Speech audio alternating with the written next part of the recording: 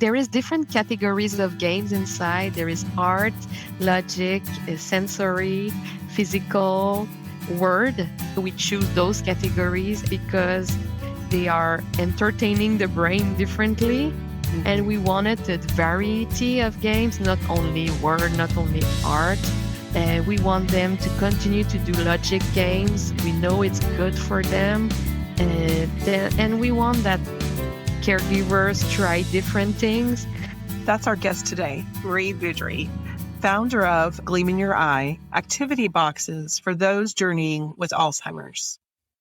Welcome to a Season of Caring podcast, where there's hope for living, loving, and caring with no regrets. This is Rayna Neises, your host, and today I have special guest, Marie Vaudry. Marie is from Quebec, Canada, but currently lives in San Diego, California. She's married and the mom of two, and the daughter of France, who was diagnosed with early-onset Alzheimer's at 59 in 2012.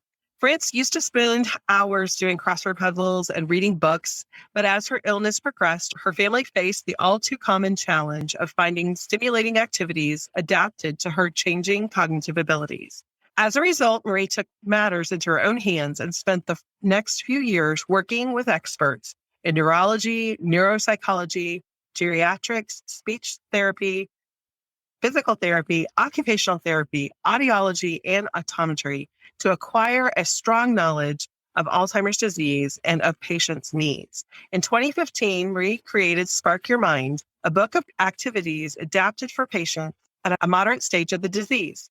In 2021, she set out to create a more comprehensive experience that includes logical activities while also addressing the sensory and physical needs of patients. Surrounded by a passionate team, she founded Gleam in Your Eye and developed an innovative product offering a monthly subscription box filled with fun and stimulating activities. The boxes are delivered directly to the homes of patients, making life easier for caregivers. Each box includes 5 different games designed to engage senses, provoke logical thinking, invite play with words, stimulate artistic expression, and encourage light physical movements. You can learn more and order your subscription at gleaminyoureye.com. Marie, I'm so glad to have you here today. Thank you for joining me. Thank you for this excellent introduction. Well, we share that journey of having our moms go through this disease that is inexplicable. I think there really aren't words to share what the journey is like, but I love that you have taken this thing in your life and really done so much to learn about what's happening in her brain and helping to provide those activities and stimulations for her. So I'm really excited to be able to share with my audience more about what's going on with Gleam in Your Eye and tell us a little bit about your story of how you got here. Yes, as you said, everything started in 2012. We were looking for activities to do with my mom. She was very active. Then I started to talk with health professionals, and they were telling me that there was a need of creating new materials for families who wanted to continue to engage and just make a better day-to-day life and remove the anxiety of their loved one and have fun and be more positive. Then I said, okay, let's create something together with the help of professional. Then I created first activity books called Spark Your Mind. And now I created Gleam in Your Eye. It's a box that you can buy. You can subscribe and you receive every month a box with a new theme and we make sure that there is a variety of games that your loved one will help. And what is important for us is that you continue to stimulate your loved one, because there is many research now, and I'm very happy about it, who show the efficiency of activity therapy, we call it, or cognitive activity, that show that more you do that with your loved one, more you maintain their abilities. The goal is not to develop something new or try to bring back some abilities they had before. It's to maintain what they have right now, live in the moment. Then it's why I really believe in that. I saw the difference with my mom. I saw the difference with many family when they start to engage with the activities they know that will interest their loved one. It changed everything. You see smiles, you see fun. You It's still possible to create memorable moments with your loved one. It's not the end when you learn about the diagnose. The life is not stopping at this moment. It's still possible to have memorable moment, have fun, enjoy good moment. It's what we believe at Gleam in Your Eye. It's so important because I think it is easy to distance ourselves or to just allow the person as they progress to just sit in their own worlds because their world can be different. It is different than what it was before, and it might be different than what we're experiencing. But that shared moment brings you that opportunity to be there together. And I think as I talk with people, one of the things that they find is you have a tendency to ask questions or to bring up things from the past because you're looking at this person that you shared the past with. And so that's what you think of is, do you remember when we did this? That's kind of how our mind works. We have all these memories that get tied to a new experience, but they don't necessarily. And so it's not a good way to interact with them. So I love that providing this activity that you're both doing right here in this moment provides something for you to talk about so that you can share right now and what's happening right now, that laughter or whatever it is that it sparks in their mind, then you can join them there instead of trying to take them somewhere they can't go. And for sure, it could bring memories of before because we know the short-term memory is more affected for Alzheimer patient and the long-term memories stay longer. Then it's why we have a tendency to engage in an activity will bring back memories. But you're right, it's good to share the moment, and the memories will come if you talk about nature, if you talk about going on vacation. It will come automatically, and it will be a good way to connect with them and talk with them, and if they are still able to talk, Yeah. for sure. But even with their eyes, we found the name Gleam in Your Eye. First, it was because for me, my mom is not able to talk anymore, but I can read in her eyes. I can see some gleam, some sparkle in her eyes. And for me, it was really a perfect name for my company because we don't have to expect so much from our loved one with Alzheimer. We just have to be there with them, make sure they are comfortable in security and they have fun. They are with no anxiety, and we can see that in their eyes. We can see those feelings. Definitely.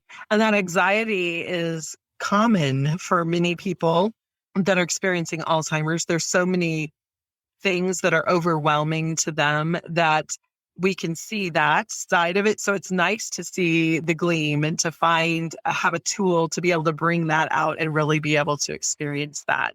So I would assume from just what you've already shared, your mission for your company is just to bring that gleam in people's eyes. Tell us a little more about that. Yes, as I said, we develop activities. Then those activities, we create them with the help of health professional. Most of them are in the Geriatric Institute of Montreal.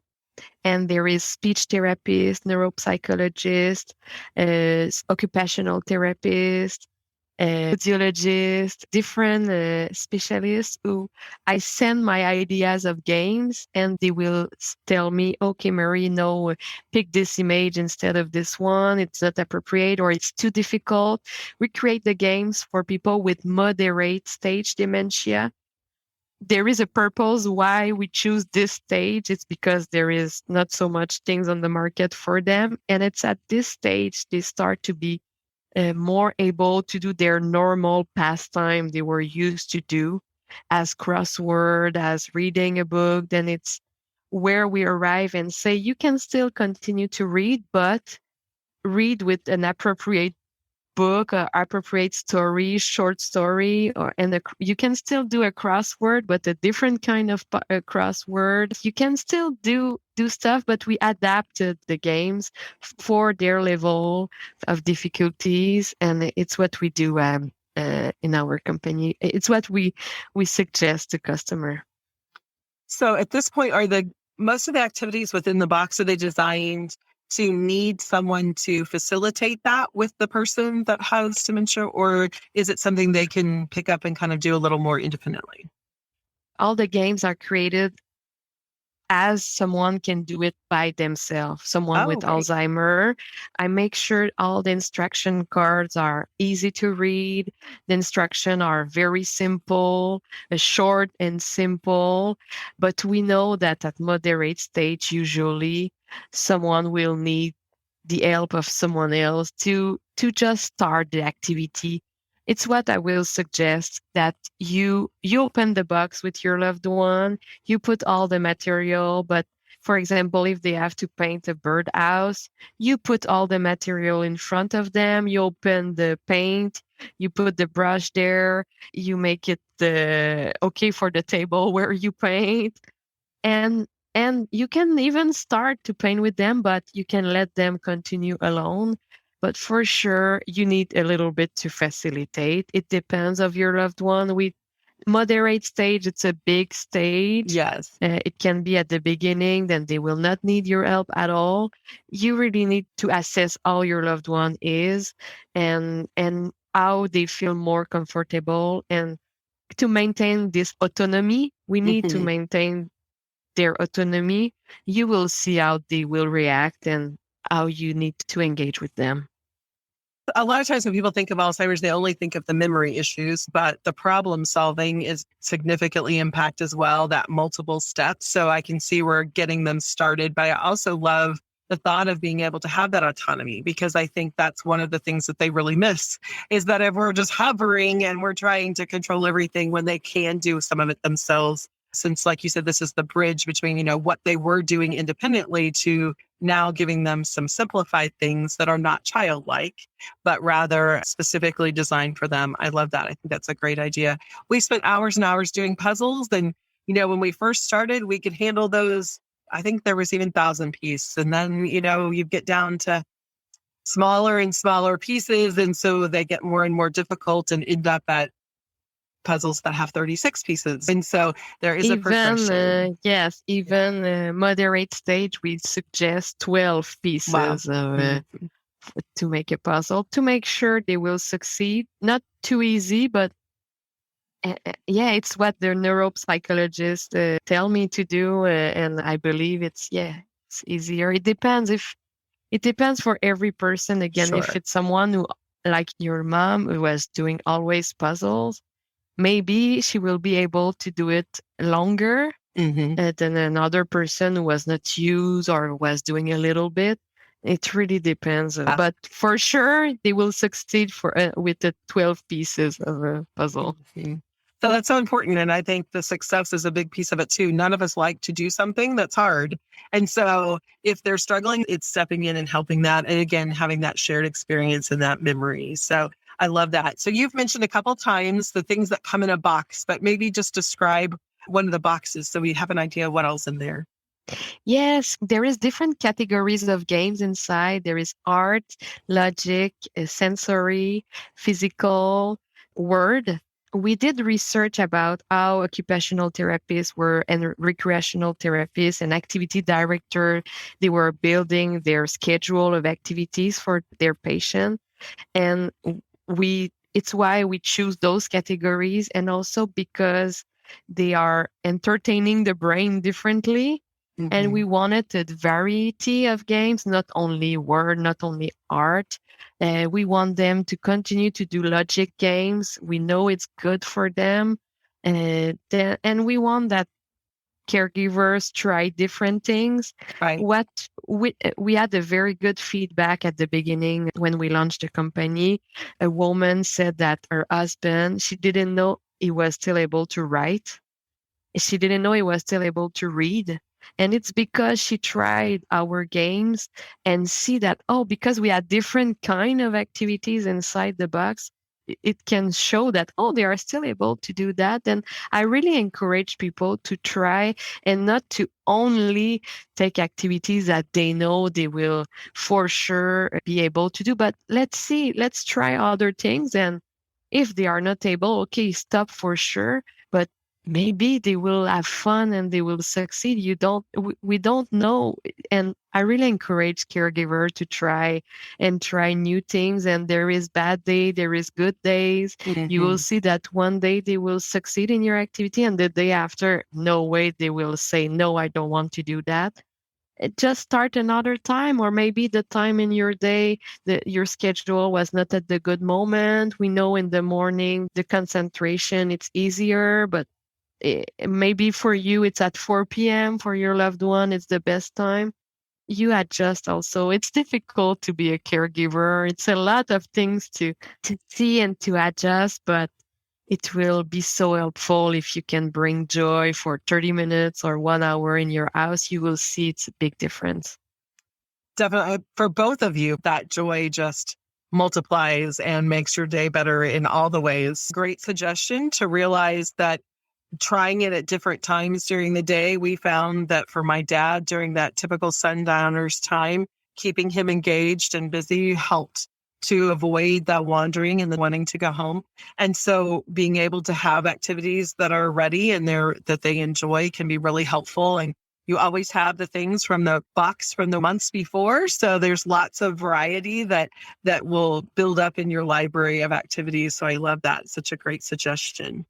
And what would you say the most significant benefit of a Gleam in Your Eye is for families? It's a good question. I think it's bring joy in your house and also still be able to connect with your loved one. I think it's so difficult to sometimes. I know with my mom, sometimes they ask you the same question, and you don't know anymore how to distract them. Then our activities is just a good way to distract them, to change their mind, okay, we talk about that. They think they lost something, or no, I lost my wallet. Then let's paint this birdhouse together. Let's redirect in an activity. It can really change your day to day. I think it's one of the most benefit. There is other one, but I think to create good moments together, it's what we want. Definitely. And every person who's caring for their loved one in their home, that person's their priority. That's why they're there. That's why they're doing what they're doing. But sometimes we can get so focused on all the things that we need to do that we forget to build those moments of connection. So I love that this is something that will arrive at the doorstep and will give you that opportunity to be excited about opening it together and jumping in and finding all the different variety of things. I love too that there's all the different kinds of stimulation, because like you said, that it's so important. We can fall into a rut, even as a caregiver, saying, here's the coffee table book or here's the puzzle, but really giving them that stimulation in all different areas can be so helpful. Thank you so much, Marie, for doing what you're doing and offering this, helping to fill in this gap of there's so little resources out there. I love that I ran across your company and what you're doing is filling that gap. And it's such an important need. And I really appreciate you coming today and sharing. Let my audience know how they can connect with you and order their own. Yes, you can write to us at info@gleaminyoureye.com or visit our website, gleaminyoureye.com. We have also a Facebook group, LinkedIn, Instagram. Just write Gleam in Your Eye and you will find us. Perfect. Listeners, thank you for joining us today. A Season of Caring podcast has been created for the encouragement of family caregivers. If you have financial, legal, or medical questions, be sure to consult your local professionals and take heart in your season of caring. This episode of A Season of Caring podcast has been brought to you by Dementia Education with Rayna. As an independent certified positive approach to care trainer through the Teepa Snow method, I love to offer trainings online each month for families to better understand what is happening in the brains of their loved ones who are suffering from Alzheimer's, or to be able to answer the questions about what stage they're in. Feel free to check out the workshops available at dementiaeducationwithrayna.com.